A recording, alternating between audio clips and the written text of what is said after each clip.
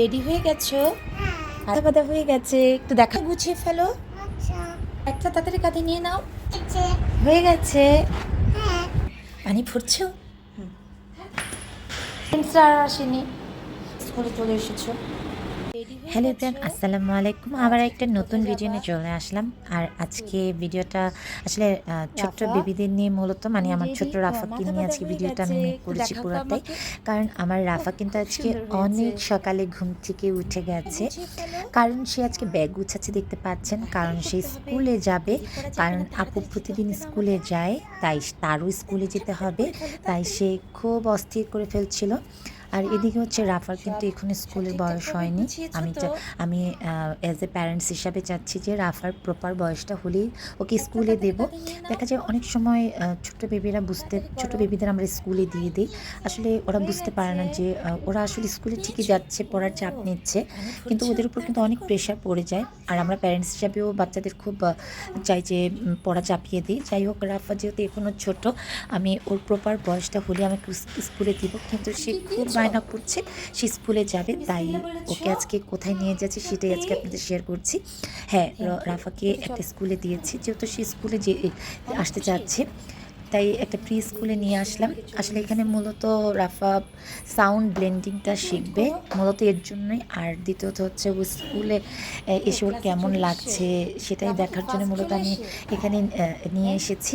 আর রাফা কিন্তু একদম সকাল সকাল স্কুলে চলে আসছিল, মানে ক্লাস 10টা থেকে ছিল, সেখানে রাফা চলে এসছে একদম 9টার দিকে চলে আসে। এর মাঝখানে তো 1 ঘন্টা আমাকে বসে থাকতে হয়েছে রাফাকে নিয়ে।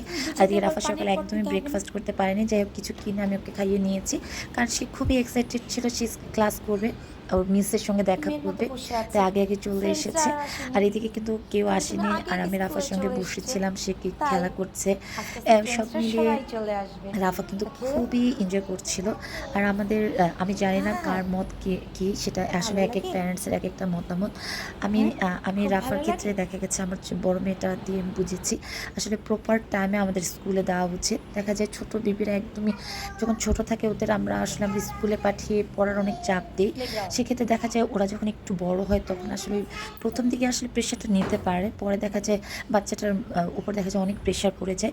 আমার রাফার ক্ষেত্রে যেন সেটা না হয়, সেই ক্ষেত্রে এবার আমি খুবই সজাগ, কারণ আমি চাই যে রাফা সব কিছু বুঝে, সব কিছু জেনে, সব কিছু করে সব কিছুর যেন আসলে একটা প্রপার টাইমে যেন হয়। আসলে আমি বুঝাতে চাচ্ছি যে প্রপার টাইমে যেন স্কুলে যায়। যাই হোক, রাফাকে যেহেতু স্কুলের ফিলটা দেওয়ার জন্য নিয়ে এসেছি, আর এখানে এসে কিন্তু ভীষণই এনজয় করছে। ও, তুমি পেরেছো।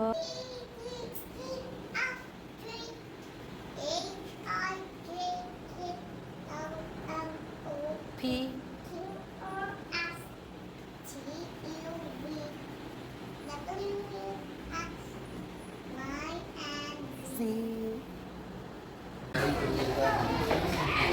ক্লাস শেষ, ভালো লেগেছে ক্লাস? চলো এখানে, চলো আমরা চলে যাই।